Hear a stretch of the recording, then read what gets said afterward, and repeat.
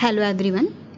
Today we will start the chapter 1 of class 11, that is of the first unit, diversity of living organisms, and the chapter name is the living world. So in this chapter you will learn about the what is living, diversity in the living world, taxonomic categories, taxonomical aids. You will learn these topics in this chapter. Now, before starting this chapter, all of you very well know what is living. Living क्या होता है? मतलब जीवित. अगर हम किसी भी organism की बात करें कि वो किस तरीके से लिविंग होता है, अगर हम बात करें कि कोई भी ऑर्गेनिज्म अलाइव है, जिंदा है, तो उसकी क्या क्या कैरेक्टरिस्टिक्स हो सकते हैं? क्या क्या कैरेक्टरिस्टिक्स हो सकते हैं? दे विल ग्रोथ भी होगी, उसकी ग्रोथ भी करेगा, वो रिप्रोड्यूस भी करेगा, हेरिडिटी भी करेगा, हेरिडिटी भी होगी उसकी, होम्योस्टेसिस भी होगा, मेटाबॉलिज्म भी होगा, सेलुलर बॉडी ऑफ ऑर्गेनाइजेशन भी होगा एंड रिस्पॉन्ड भी करेगा. तो ये सारे कैरेक्टरिस्टिक हैं किसके? अलाइव के. अगर कोई भी ऑर्गेनिज्म जीवित है तो उसका मतलब क्या है? उसमें ग्रोथ भी होगी. भाई वो ग्रोथ भी करेगा तभी तो वो जिंदा है. रिप्रोड्यूस भी करेगा, मतलब ऑफ स्प्रिंग उसमें प्रोड्यूस होंगे, that is reproduction. Then heredity का मतलब होता है जो भी कैरेक्टर्स ट्रांसमिशन होते हैं पेरेंट से ऑफ स्प्रिंग में, सो दैट इज हेरिडिटी भी करेगा. एंड होम्योस्टेसिस भी करेगा, जो भी उसकी अंदर की कंडीशंस हैं उसमें स्टेबल रहेगा. उसके जितने भी बॉडी के ऑर्गन्स होते हैं वो सब स्टेबल हैं, अपनी एक जगह पर हैं. जब कोई भी एक्टिविटी परफॉर्म करते हैं तो after that completing that activity तो वो सारे ऑर्गन्स अपनी उसी पोजीशंस पे, उसी रेस्ट में आ जाते हैं. देन मेटाबॉलिज्म, जितने भी अंदर बॉडी में जो भी केमिकल रिएक्शंस हो रही हैं उनका सम टोटल जो होता है उसे हम मेटाबॉलिज्म कहते हैं. तो अगर कोई भी ऑर्गेनिज्म जीवित है तो इसका मतलब उसमें मेटाबॉलिज्म है. Then cellular body level of organisation, अगर अलाइव है तो इसका मतलब भाई सेलुलर लेवल ऑफ ऑर्गेनाइजेशन है. अगर हम अमीबा की बात कर रहे हैं तो दैट इज एस, तो वो क्या है? यूनिसेलुलर है, मतलब है तो सेल का ही बना हुआ, तो दैट इज अलाइव. तो अगर सेल की कोई भी बॉडी बनी हुई है इसका मतलब क्या है? वो अलाइव है. रेस्पॉन्ड, अगर कोई भी ऑर्गेनिज्म रेस्पॉन्ड कर रहा है किसी भी सराउंडिंग से, रेस्पॉन्ड कर रहा है मतलब सन की लाइट में क्या होता है, आंखें ब्लिंक हो रही हैं आपकी, तो दैट इज रेस्पॉन्ड. वो रेस्पॉन्ड कर रहा है एनवायरमेंट में. कोई भी आप पॉइंट चीज छू रहे हैं तो क्या हो रहा है? आपके हाथ पे वो महसूस हो रही है, रेस्पॉन्ड कर रहे हैं आप एनवायरमेंट से, तो this is the alive. Then अब अगर हम लिविंग की बात करें तो हमने ये देखा कि ग्रोथ है, वही रिप्रोडक्शन हो रहा है, सेंस कर रहा है एनवायरमेंट से. हमारी ये सारी चीजें हमारे दिमाग में आ जाती हैं कि हाँ ग्रोथ हो रही है, भाई रिप्रोडक्शन हो रही है, और सेलुलर सेल का बना हुआ है. तो ये सारे हमारे दिमाग में एकदम से ये सारे रिस्पॉन्सेज आ जाते हैं कि भाई ये यूनिक फीचर्स हैं लिविंग ऑर्गेनिज्म की. तो हम ये सभी इसके अंदर पढ़ेंगे कि ये सारी कैरेक्टरिस्टिक्स हैं भी लिविंग ऑर्गेनिजम्स की. These are the unique features of living organisms और नॉट. सो जो मेटाबॉलिज्म होता है, मेटाबॉलिज्म अभी बताया, जैसे कि जो सम टोटल जो भी रिएक्शंस आपकी बॉडी में हो रही हैं उसका सम टोटल क्या होता है? That is metabolism. Ability to self replicate, अपने आप को सेल्फ रेप्लिकेट करना, कॉन्शियस रखना, सेल्फ ऑर्गेनाइज, इंटरेक्ट करना एक दूसरे से. तो these are the characteristic of living organism. ये सब क्या होती हैं? कैरेक्टरिस्टिक होती हैं लिविंग ऑर्गेनिजम्स की. Now we will discuss one by one. This is all organisms grow. You all of you very well know that सारे ही ऑर्गेनिजम्स क्या होते हैं? ग्रो करते हैं. भाई ग्रो करते हैं, वो ग्रो करेंगे तो इसका मतलब आपको पता चल रहा है वो उनका मास इंक्रीज हो रहा है, नंबर इंक्रीज हो रहा है, इसका मतलब वो क्या है? ग्रो हो रहे हैं. तो अगर इंक्रीज हो रहा है, मास में इंक्रीज हो रहा है या नंबर में इंक्रीज हो रहा है किसी भी इंडिविजुअल के, तो ये दोनों क्या है? These are the twin characteristics of growth. Growth की ट्विन कैरेक्टरिस्टिक्स है. ठीक है. जैसे कि अगर हम मल्टी सेलुलर की बात करें या मान लीजिए हम यूनिसेलुलर की भी बात करते हैं. यूनिसेलुलर ऑर्गेनिज्म वो होते हैं जो कि सिंगल सेल से बने हैं, और मल्टी सेलुलर वो होते हैं जो कि डबल सेल से बने हुए हैं. तो यूनिसेलुलर और multi cellular both grows by cell division. Cell division से ही बनते हैं. सेल डिवीजन का मतलब ये सेल से बने हुए हैं तो इनकी सेल डिवाइड होती हैं by different type of cell division, that is mitosis और मियोसिस से डिवाइड होती हैं. तो ये जो ग्रो होती हैं मल्टी सेलुलर यूनिसेलुलर में सेल्स, वो किससे ग्रो होती हैं? That by cell division. तो प्लांट्स में क्या होता है, ये ग्रोथ जो होती है प्लांट्स की सेल डिवीजन से, वो पूरी लाइफ स्पैन, पूरी लाइफ होती ही रहती है, सेल डिवीजन होता ही रहता है पूरी जिंदगी। लेकिन एनिमल्स की अगर हम बात करते हैं तो ग्रोथ सिर्फ एक सर्टेन एज तक ही रहती है।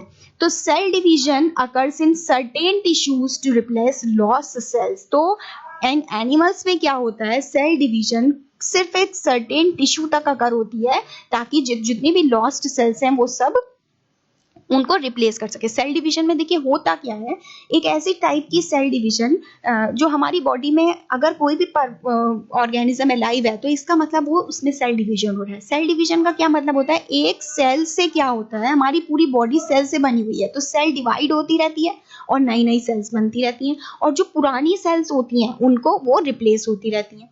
तो यूनिसेलुलर एंड मल्टी सेलुलर दोनों ही किससे बने हुए होते हैं? Cell division. क्या होता है cell division? Cell division is the division of the body in which the cell divides, जिसमें सेल जो होती है वो डिवाइड्स होती है। दो प्रोसेस से होता है, that is mitosis and meiosis.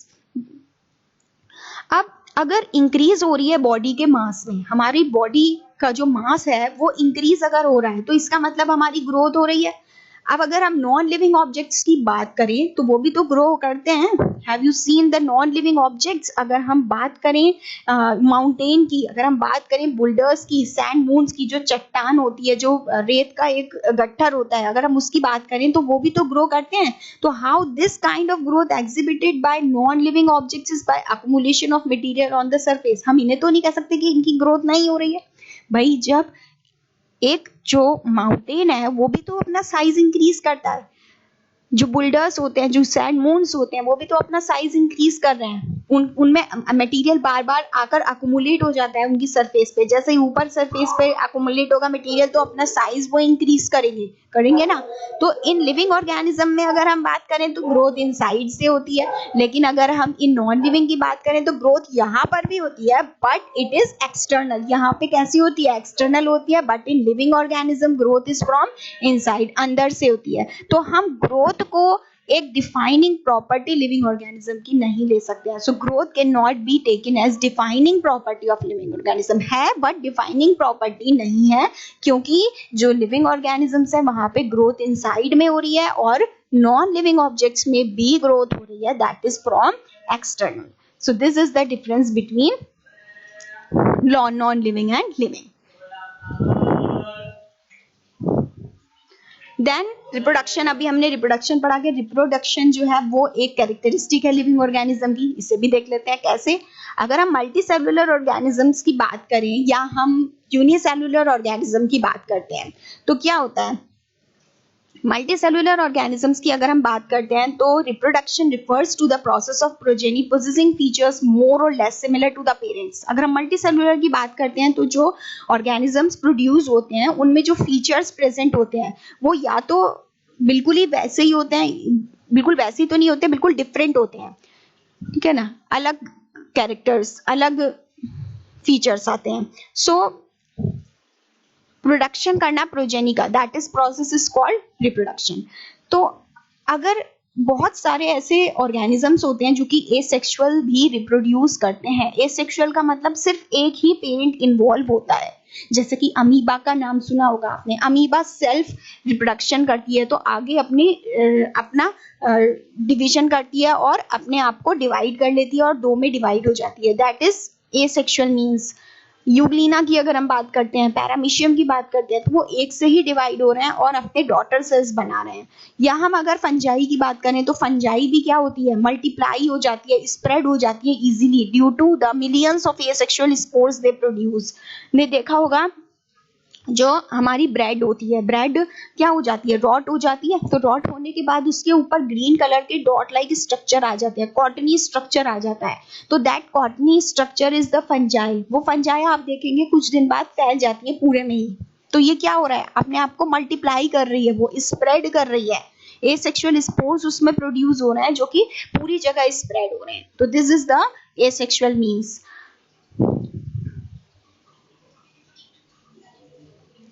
अगर हम लोअर ऑर्गेनिज्म जैसे कि यीस्ट है, हाइड्रा है, तो यहाँ पे बडिंग से एसेक्सुअल रिप्रोडक्शन होता है। You can see in here this is the yeast, या अगर हम हाइड्रा की भी बात करें ना, एसेक्सुअल रिप्रोडक्शन बडिंग, जैसे कि यीस्ट सेल है हमारी, तो यीस्ट सेल में क्या हो रहा है, बडिंग हो रही है। इसमें क्या हो रहा है, ये एक ऑर्गेनिज्म है यीस्ट, दैट इज इसमें इसी की बॉडी से क्या हो रहा है, एक बड ग्रो हो रही है। As you can see here ये बड ग्रो हो रही है, धीरे धीरे क्या होगा, ये बड इसी से ही बर्ड्स ग्रो होने लगेंगे, और एक टाइम ऐसा आएगा ये बड यहाँ से डिटैच हो जाएगी और एक पेरेंट ऑर्गेनिज्म प्रोड्यूस होने लगेगा। सो this is the asexual reproduction जो कि बडिंग है, और बडिंग किसमें होता है, यीस्ट में और हाइड्रा में। देन अगर हम प्लेनेरिया की बात करें, this is the diagram of the planaria. ये प्लेनेरिया है एक एनिमल है, एक वॉर्म है, जो कि क्या हो रहा है, इसमें रीजेनरेशन प्रोसेस हो रहा है। रीजेनरेशन मतलब दोबारा से रीजेनरेट हो रहा है। ये अगर ये प्लेनेरिया 3 पार्ट्स में डिवाइड हो गया या 4 पार्ट्स में डिवाइड हो गया, देन क्या होगा, एक ऐसी स्टेज आएगी कि हर part it becomes a whole organism, एक पूरा ऑर्गेनिज्म बन जाएगा। तो this is the planaria worm, cut into 3 pieces, 3 pieces में इसको कट किया, देन प्लेनेरिया वॉर्म्स इस तरीके से ये प्रोड्यूस्ड हो गए। सो दिस इज द प्लेनेरिया। ना अगर हम और बात करते हैं, अगर हम ये स्पाइरोगाइरा है, ये किससे प्रोड्यूस होता है, ये एक एल्गी होता है। ये किससे होता है, फ्रेगमेंटेशन से होता है। इसमें भी क्या होता है, जनरली जो फ्रेगमेंटेशन प्रोसेस होता है वो सिमिलर होता है बिल्कुल रीजनरेशन के। Regeneration process generally in animals में होता है, जैसे कि आपका प्लेनेरिया है, जैसे कि लिजर्ड है। लिजर्ड में अगर क्या होता है, टेल कट हो जाती है तो वो दोबारा से रीजनरेट हो जाती है। तो जो रीजनरेशन है वो जनरली एनिमल्स में होता है, और जो फ्रेगमेंटेशन है वो जनरली प्लांट्स में होता है। तो ये स्पाइरोगाइरा एक एल्गी है, एल्गी में भी होता है। तो ये स्पाइरोगाइरा है, देख रहे हैं आप, it is the green in colour.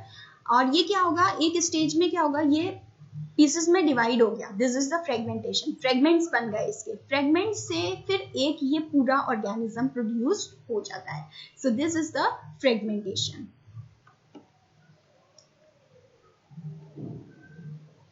बहुत सारी फंजाई होती हैं, वो भी सब फ्रेगमेंटेशन से रिप्रोड्यूस कराती हैं। जैसे कि यूनिसेलुलर ऑर्गेनिज्म है, बैक्टीरिया है, या हम अमीबा की बात करते हैं, तो यहाँ पर भी क्या होता है, अमीबा में किससे होता है, reproduction synonymous with growth, increase in number of cell. Amoeba भी ग्रोथ करती है, अपनी ग्रोथ होगी, उसकी सेल्स के नंबर बढ़ेंगे, तो इसका मतलब वहां पे भी ग्रोथ की जाएगी, वहां पे भी ग्रोथ होगी। कुछ ऐसे ऑर्गेनिजम्स भी होते हैं जो कि रिप्रोड्यूस नहीं करते हैं, ये सारे रिप्रोडक्शन कर रहे हैं, these all are produce reproduction whether they are asexual means whether they are sexual means। तो कुछ ऐसे भी होते हैं जो कि रिप्रोड्यूस नहीं करते हैं, रिप्रोडक्शन नहीं करते हैं, जैसे कुछ म्यूल्स होते हैं और स्ट्राइल वर्कर बीज होती हैं, इनफर्टाइल ह्यूमन बींग्स होते हैं, तो ये रिप्रोड्यूस नहीं करते हैं। So reproduction also can not be an all inclusive defining characteristic of living organism. ये जो म्यूल्स होते हैं, स्ट्राइल वर्कर बीज होते हैं, इनफर्टाइल ह्यूमन कपल्स होते हैं, ये भी तो ह्यूमन बींग्स हैं। सो एक डिफाइनिंग फीचर जो होती है ये रिप्रोडक्शन, एक defining feature, inclusive defining characteristic नहीं है। अगर हम नॉन लिविंग ऑब्जेक्ट की बात करें, हाँ वो रिप्रोड्यूस नहीं करती है, ना ही अपने आप रेप्लिकेट करती है, तो it is also not an inclusive defining characteristic. Then another characteristic is metabolism. Metabolism is अगर जितने भी sum total of reactions body में आकर हो रही हैं, that process is called metabolism। तो जितने भी लिविंग ऑर्गेनिज्म है, आपको पता है वो सब केमिकल से बने हुए हैं। ये केमिकल छोटे भी हो सकते हैं, बड़े भी हो सकते हैं, अलग अलग क्लासेस के होते हैं, अलग अलग साइजेस के होते हैं, फंक्शंस के होते हैं। तो they being made and changed into some other biomolecules, अलग अलग बायोमोलिक्यूल्स में कन्वर्ट होते रहते हैं। So these conversions are chemical reactions और metabolic reactions। इन conversions को हम क्या कहते हैं, chemical reactions और metabolic reactions। There are thousands of metabolic reactions occurring simultaneously inside all living organism, चाहे वो यूनिसेलुलर हो या मल्टीसेलुलर हो, मेटाबॉलिज्म होगा ही, मेटाबॉलिक रिएक्शंस होंगी ही हर लिविंग ऑर्गेनिज्म में। सो जितने भी प्लांट्स होते हैं, जितने भी एनिमल्स होते हैं, फंजाई है, माइक्रोब्स हैं, दे एग्जिबिट मेटाबॉलिज्म। अगर हम नॉन लिविंग ऑब्जेक्ट की बात करें तो वहां पे मेटाबॉलिज्म नहीं होता, वहां पे कोई भी रिएक्शंस अगर नहीं होती है बॉडी के बाहर भी या अंदर, तो मेटाबॉलिक रिएक्शंस बाहर भी हो सकती है बॉडी के in cell free system. An isolated metabolic reaction outside the body of an organism performed in a test tube is neither living nor non living. अगर आइसोलेटेड मेटाबॉलिक रिएक्शन कोई भी organism के बाहर हो रही है, बाहर टेस्ट ट्यूब में अगर की जा रही है मेटाबॉलिक रिएक्शन, वो ना तो लिविंग होती है ना ही नॉन लिविंग होती है. तो मेटाबॉलिज्म जो है वो एक डिफाइनिंग फीचर है किसी भी लिविंग ऑर्गेनिज्म का विदाउट एक्सेप्शन. कोई भी लिविंग ऑर्गेनिज्म है वहां पे मेटाबॉलिज्म होता ही है, लिविंग ऑर्गेनिज्म. लेकिन अगर हम किसी भी नॉन लिविंग ऑब्जेक्ट की बात करें तो वहां पे नॉन लिविंग, वहां पर मेटाबॉलिज्म नहीं होता. तो हम मेटाबॉलिज्म को कह सकते हैं कि it is a defining feature of all living organism. So cellular organization of the body is the defining feature of life form. तो इससे हमें ये, इस पॉइंट से हमें ये कंक्लूजन हो गया कि सेलुलर ऑर्गेनाइजेशन बॉडी का वो एक डिफाइनिंग फीचर है लाइफ फॉर्म की.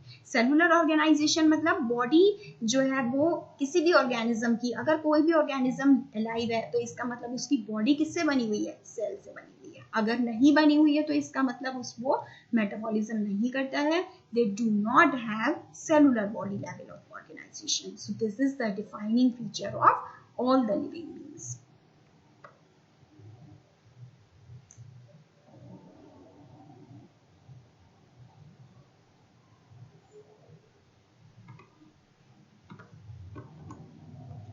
Now अगर हम बात करें लिविंग ऑर्गेनिजम्स की, तो अभी ये इस चैप्टर स्टार्ट होने से पहले ही बताया था कि they have the ability to sense their surrounding or environment and respond to these environment stimuli which could be physical, chemical और biological.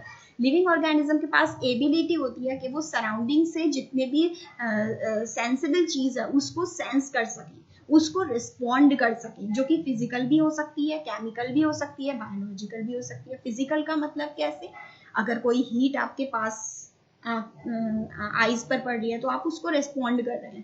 केमिकल, अगर आप कोई केमिकल आपके हाथ पर अटैक कर रहा है तो आप उसको भी रिस्पॉन्ड कर रहे हैं. बायोलॉजिकल, अगर कोई भी बायोलॉजिकल चीज है जैसे इंसेक्ट है, बर्ड्स है, एनिमल्स है, कुछ भी है तो आप उसको रिस्पॉन्ड कर रहे हैं. सो आप सेंस कर रहे हैं अपने इस एनवायरनमेंट में जितनी भी चेंजेस हो रहे हैं उनको सेंस कर रहे हैं अपने सेंस ऑर्गन से. तो प्लांट्स भी रिस्पॉन्ड करते हैं. कैसे, how, respond to external factor जैसे कि लाइट है, वाटर है, टेम्परेचर है, अदर ऑर्गेनिज्म है, पॉल्यूटेंट्स है, इन सबको रिस्पॉन्ड करते हैं. Have you seen the plants, जैसे कि प्लांट होते हैं वो कुछ डैमेज हो जाते हैं तो वो क्या होता है, वो ऐसे ही तो होता है कि एक्सटर्नल फैक्टर उसके ऊपर रिस्पॉन्ड कर लिया. तो वो क्या है, दैट इज कोई हाई टेम्परेचर है, जैसे लाइट ज्यादा है तो क्या हो जाता है, प्लांट रिस्पॉन्ड करते हैं. सो जितने भी ऑर्गेनिजम्स हैं जैसे प्रोकैरियोट्स होते हैं या फिर यूकैरियोट्स हैं, वो सब ही रिस्पॉन्ड करते हैं इन एनवायरमेंटल क्यूज से. Photo period effects reproduction in seasonal breeders. जो सीजनल ब्रीडर्स होते हैं, सीजनल ब्रीडर्स मतलब जैसे सीजन है, जैसे कुछ ऑर्गेनिज्म ऐसे होते हैं जो कि विंटर में ही ब्रीड करते हैं, रिप्रोडक्शन करते हैं, या फिर कुछ ऐसे होते हैं जो कि रेनी सीजन में करते हैं, कुछ ऐसे होते हैं जो कि समर्स में करते हैं. सो बोथ प्लांट और एनिमल की अगर हम बात करें तो फोटो पीरियड उसमें बहुत ज्यादा इफेक्ट करता है. लाइट का जो इफेक्ट होता है वो बहुत इफेक्ट करता है रिप्रोडक्शन में. So all organism handle chemical entering their body. All organism therefore are aware of their surrounding. सारे ही ऑर्गेनिज्म अवेयर होते हैं, whether they are prokaryote, whether they are eukaryote, whether they are unicellular or they are multicellular. Human being भी अपने आप में एक ऐसा ऑर्गेनिज्म है जो कि अवेयर है अपने आप में, has self consciousness. So consciousness एक डिफाइनिंग प्रॉपर्टी है लिविंग ऑर्गेनिज्म की. अगर हम नॉन लिविंग ऑब्जेक्ट की बात करें तो उसमें कोई भी ऐसी डिफाइनिंग फीचर नहीं होती है कॉन्शियसनेस की. सो this is the characteristic, this is the main characteristics of the living being.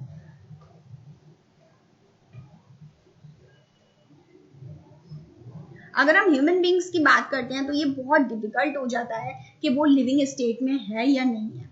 अगर आपने देखा होगा कुछ पेशेंट्स जो होते हैं वो कोमा में लाइंग होते हैं हॉस्पिटल्स में, बहुत सारी मशीन से सपोर्टेड होते हैं विच रिप्लेस हार्ट एंड लंग्स, जिनके हार्ट और लंग्स रिप्लेस हो जाते हैं. तो ऐसे पेशेंट को हम कहते हैं ब्रेन डेड. हम कहते हैं कि पेशेंट के पास कोई सेल्फ कॉन्शियसनेस नहीं है. लेकिन अभी हमने ऊपर ये पढ़ा है कि कॉन्शियसनेस जो होती है वो एक डिफाइनिंग प्रॉपर्टी है लिविंग ऑर्गेनिज्म की. तो ऐसे पेशेंट्स कभी वापस नहीं आ सकते नॉर्मल लाइफ में, ऐसे पेशेंट्स को लिविंग कहेंगे या नॉन लिविंग कहेंगे? You have to tell about what is living, कि ये ऐसे जो पेशेंट्स होते हैं जो कोमा में चले जाते हैं पेशेंट्स, उनमें सेल्फ कॉन्शियस नहीं होता लेकिन कॉन्शियसनेस होना चाहिए। तो ऐसे पेशेंट्स जो हैं जो कभी लाइफ में वापस नहीं आ सकते, वो लिविंग है या नॉन लिविंग है, ये आपको बताना है। तो हम ये कह सकते हैं कि लिविंग ऑर्गेनिज्म सेल्फ रेप्लिकेटिंग होते हैं, अपने आप सेल्फ रेप्लिकेट कर सकते हैं, इवॉल्व कर सकते हैं, सेल्फ रेगुलेटिंग इंटरेक्टिव सिस्टम्स होते हैं उनमें, that is capable of responding to external stimuli, जो कि एक्सटर्नल स्टिमुलाई से रिस्पॉन्ड कर सकते हैं। So biology is the story of life on earth. Biology क्या है? एक स्टोरी है लाइफ, एक स्टोरी है अर्थ पे, जो भी लाइफ है उसकी स्टोरी है। जितने भी लिविंग ऑर्गेनिजम्स प्रेजेंट है उन सबकी स्टडी है biology. It is the story of evolution of living organism of earth. ये स्टोरी है इवोल्यूशन ऑफ लिविंग ऑर्गेनिज्म, जितने भी लिविंग ऑर्गेनिज्म इवोल्यूट हुए हैं। इवोल्यूशन का मतलब क्या होता है? इवोल्यूशन का मतलब क्या होता है? एक ऐसा प्रोसेस जिसमें लिविंग ऑर्गेनिजम्स अराइज होते हैं from the previous living organism, पुराने वालों से, एग्जिस्टिंग वालों से जो इवॉल्व होते हैं, दैट इज कॉल्ड इवोल्यूशन। सो जितने भी ऑर्गेनिज्म प्रेजेंट में है, पास्ट में है, फ्यूचर में है, सब आपस में एक दूसरे से लिंक है। ऐसे ही इसी तरीके से इवोल्यूशन होता गया और एक पूरी तरीके से एक पूरा ऑर्गेनिज्म तैयार हो गया by the sharing of the common genetic material but to varying degree. So this is all about the, अगर हम किसी भी ऑर्गेनिज्म की बात करें कि किस तरीके से वो लिविंग है, तो these are the characteristics of the living being. So this is all about this video. In the next we will discuss about the diversity in the living world. Thank you.